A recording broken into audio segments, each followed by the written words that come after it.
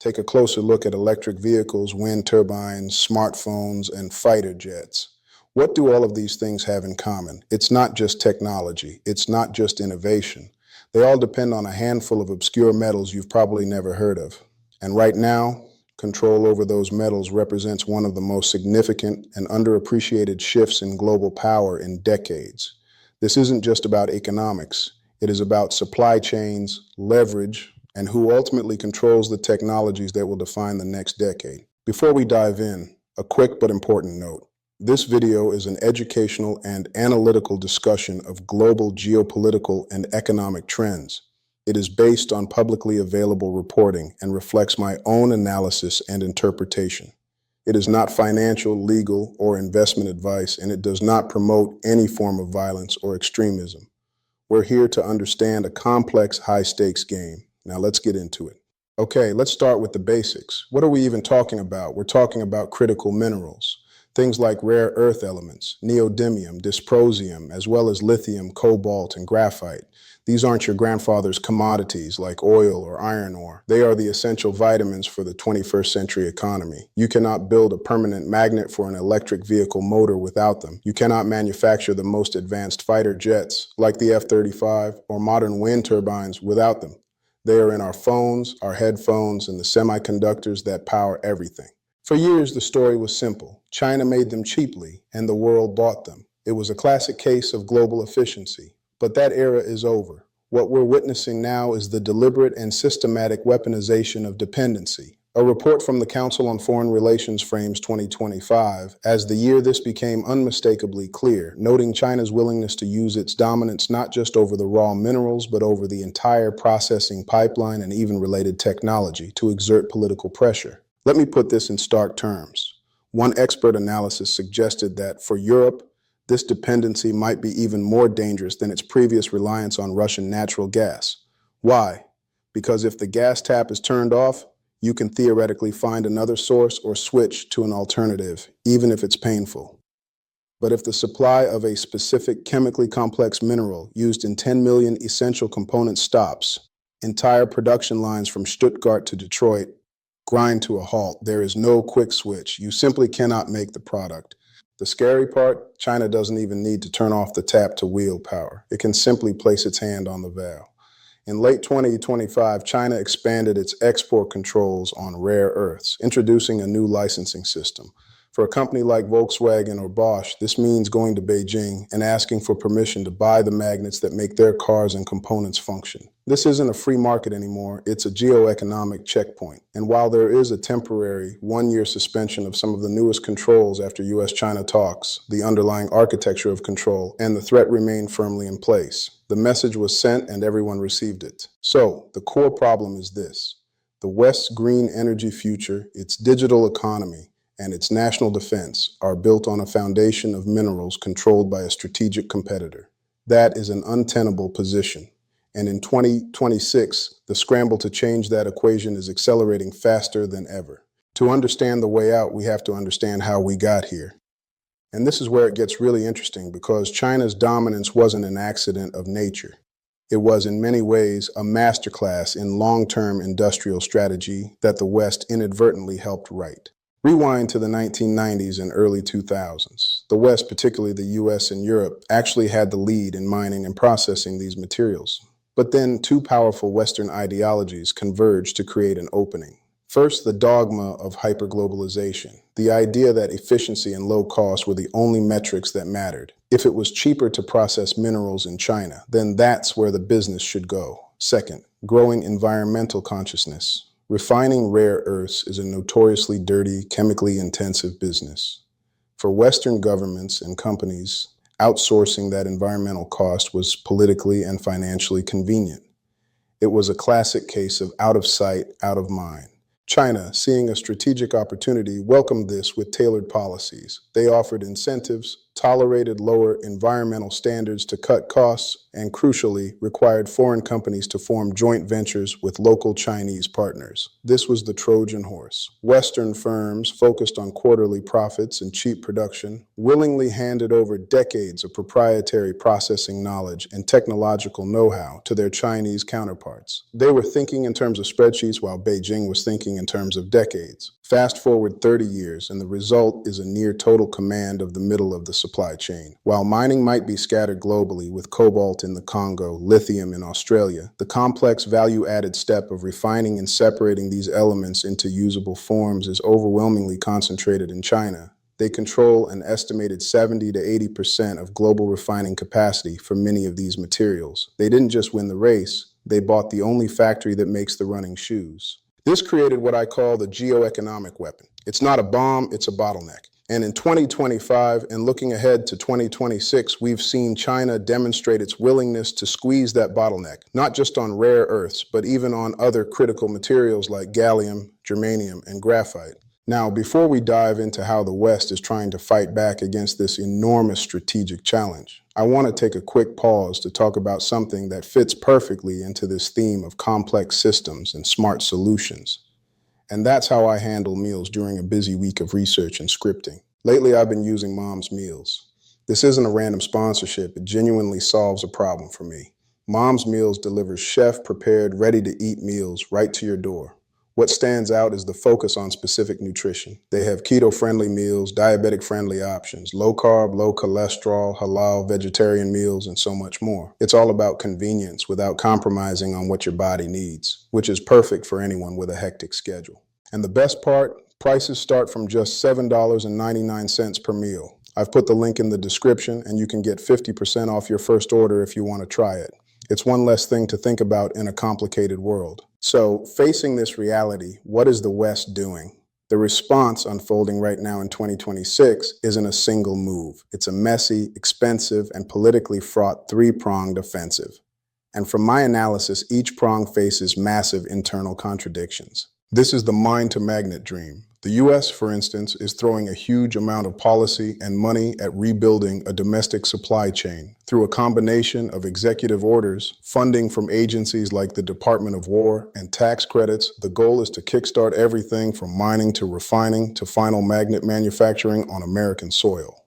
Companies like MP Materials in California are expanding, aiming to not just mine rare earths, but to do the full separation and even make magnets. But can Western companies operating under strict environmental rules and high labor costs possibly compete on price with China's state-subsidized, scaled-up industry?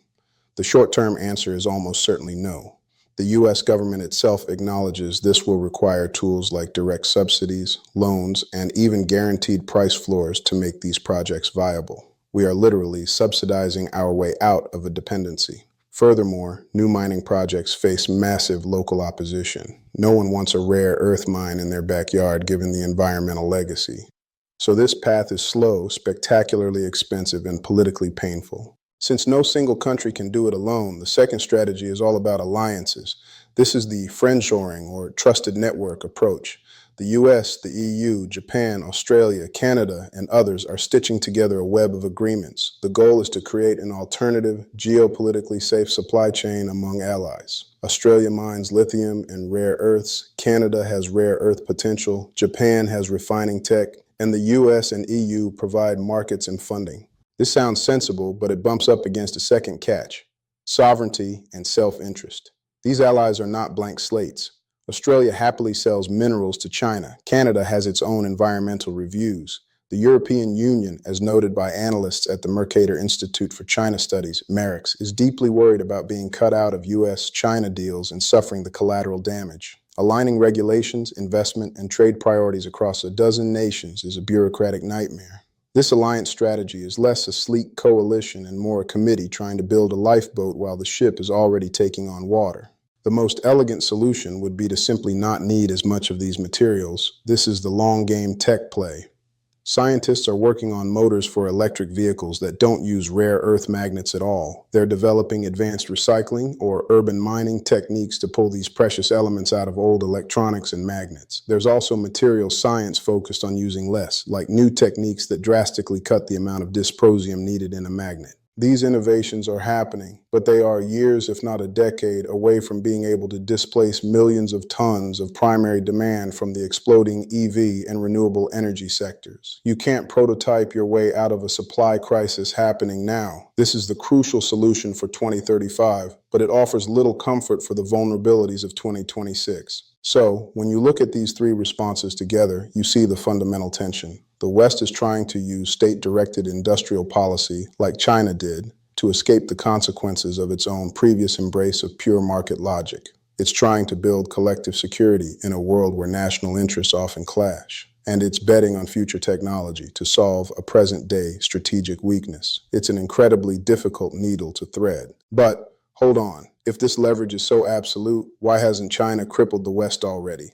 The 2025 export controls were suspended. Maybe this whole weaponization fear is overblown. Maybe the market will adjust, and China needs our markets as much as we need their minerals. That may be partially true, but first, let us understand that the suspension of control shows that these tools are calibrated. China's goal, in my view, is not to destroy the Western economy. That would also destroy its own largest export markets and trigger a global depression from which it wouldn't be immune. The goal is coercion and deterrence.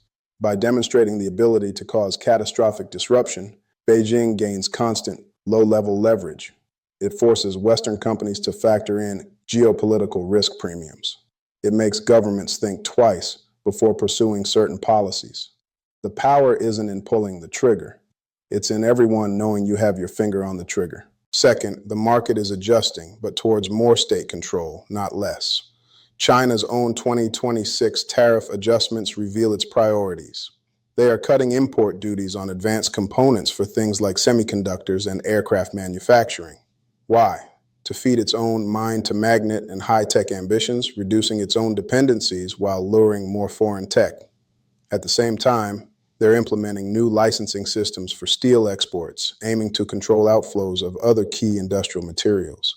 This isn't a retreat from geoeconomics, it's a refinement of it. They are strategically opening some valves while tightening others, all to steer their own industrial upgrade. Finally, the argument about interdependence cuts both ways. Yes, China relies on global markets, but as the Merrick's risk report for 2026 points out, facing domestic economic pressures, Beijing may become more assertive externally, using tools like export dominance to stabilize its economy and distract from internal challenges. A cornered animal, even a large one, can be more dangerous. So, while China's power isn't magic or infinite, it is structural and deeply embedded. Dismantling that leverage won't happen through wishful thinking about markets.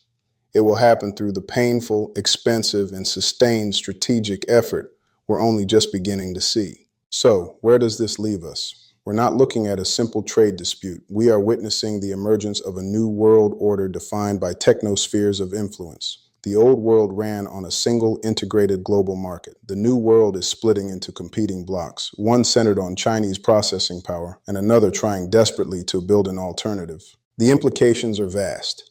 It means higher costs for green technology, potentially slowing the energy transition. It means a renaissance of industrial policy and government intervention in the economy that would have been unthinkable 20 years ago.